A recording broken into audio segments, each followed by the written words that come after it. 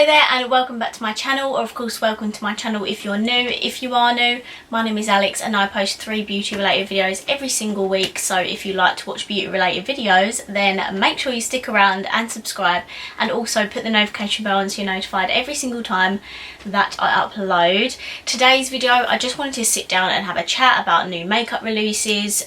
So I'm going to be doing an anti-haul today. I actually really enjoy watching these types of videos, and believe it or not, even though they are like quite negative, but I do actually like watching these videos. I'm just interested to know what people don't really want to buy and not interested. So I'm going to take most of today's, new release pictures and stuff from a page called FYI_beauty. Go and follow them if you want to know up-to-date makeup releases in the UK. I would look at Trend Mood, but a lot of them are obviously American, so I didn't think that would be very helpful. So we're going to use this page today and let's get started.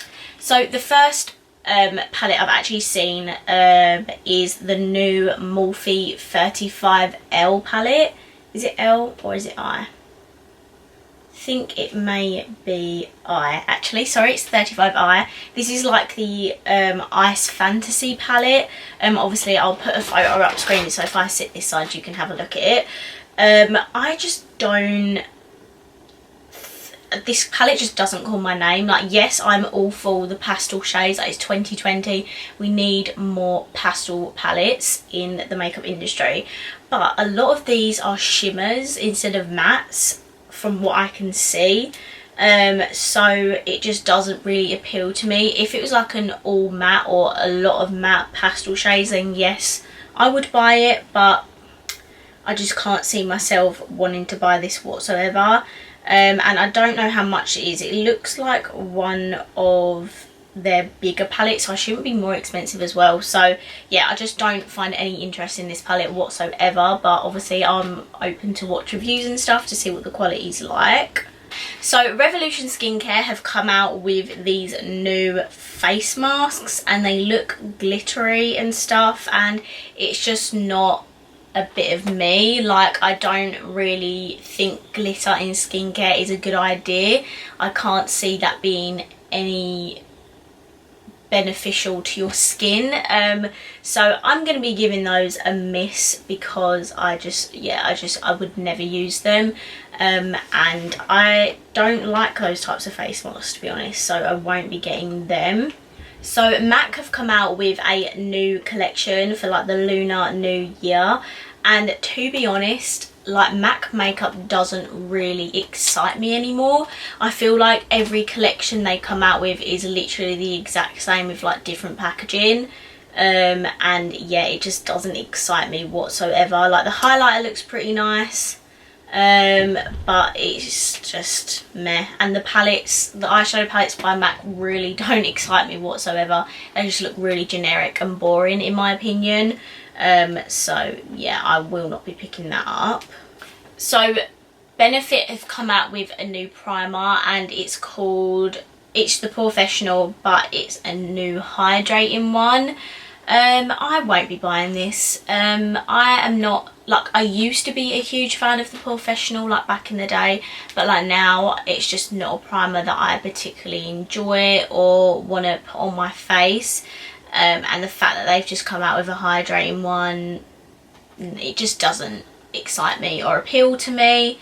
So I will not be buying that, and I'm sure, yeah, £29 for a full-size primer is a lot of money. So another page, I'm just moving on to the next page, is called LVE Drugstore, like Love Drugstore without the O. Obviously I follow all the pages, but this page is the one that I interact probably with the most because this is more drugstore releases. So, right, okay, so Revolution have come out with 2 new Forever Flawless palettes, and I love that range so much. They've come out with 2, one called Birds of Paradise and one called Showstopper. I will not be buying Showstopper. I feel like this looks so similar to a couple of the other palettes they've already got in the Forever Flawless collection, so I just don't see the point in buying it because it's not unique enough. The other palette looks really beautiful, I don't really need it, but that Showstopper is definitely a palette that I will not be buying. It just looks too similar.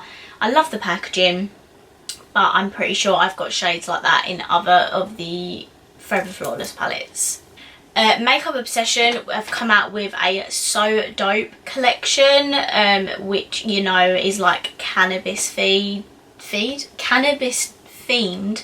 I'm not a huge fan of this cannabis themed trend that's going on. I don't understand why brands think it's a good idea to revolve collections and stuff around cannabis. Like, I get if it's in skincare because it's beneficial, but like makeup related cannabis stuff, like, I personally don't get that. So even though the palette looks okay, it's just not something I'm going to pick up. I've got another green palette which is actually cannabis themed by Revolution, and I do like that, so I just don't see the point in buying another like green related palette. So yeah, I will not be picking that up. And the anti-haul is in general is just like cannabis themed products. Like, I don't get it. So I do want to bring up the BH Cosmetics like Zodiac palettes. I think they are honestly the most boring looking palettes in the world. They don't look like they'd be decent enough, and I just don't like the layout of the shades, like how they're in that like little circle with the different shapes. Like, it's not a bit of me, I'm afraid, so I will not be picking those up. So Tati Beauty has just announced her latest product release, and it's actually like a makeup sponge, like blending sponge or something, and I don't get it really. I understand if you're like a makeup artist or whatever, but if you're like just me and just love to play with makeup, I don't see it really benefit in my makeup routine. Like, if I saw, don't get me wrong, if I saw videos and like the application was amazing, then I might consider it, but even then I probably still won't buy it. I just, yeah, it just doesn't appeal to me. And also her eyeshadow palette, like, I love the look of it, but it's just not something that I'm like, yeah, I want to spend like 50 quid on this eyeshadow palette because it looks unreal. Like, I just don't feel like that towards her eyeshadow palette. I hope she comes out with more like different coloured eyeshadow palettes in the future, because then I might consider it, but this colour story for me is not enough to then want to go out and spend a lot of money on it. So Huda Beauty have come out with new shades for their matte and metal double-ended eyeshadows. I have tried this before. They're not my like greatest invention in the world, because even when you apply it with the applicator, you still got to blend it out. So I don't know, I'm just not a huge fan of the product itself, so I won't be picking them up.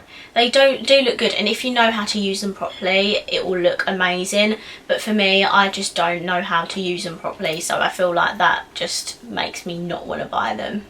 So Jouer have come out with a new high coverage concealer, and it looks like a crayon, a concealer pen. I don't really know what it's gonna, you know, do or whatever, but it just doesn't it doesn't look like it'll be really good to me. I could be wrong, people could use it and it'd be like life-changing and like the best coverage concealer ever, but it looks like it'd be really thick, and I'm not a massive fan of like really thick like under eye concealers, so I'm gonna give that a miss for now.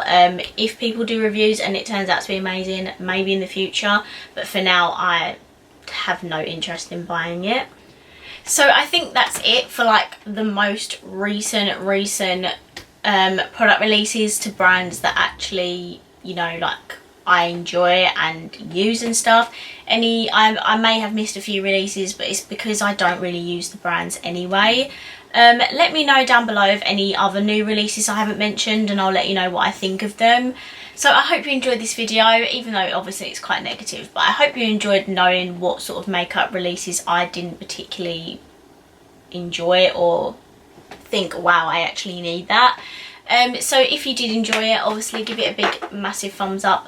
Let me know down below what you think of some of these releases, and of course if you haven't already, please subscribe down below, and I will see you in my next video. Bye!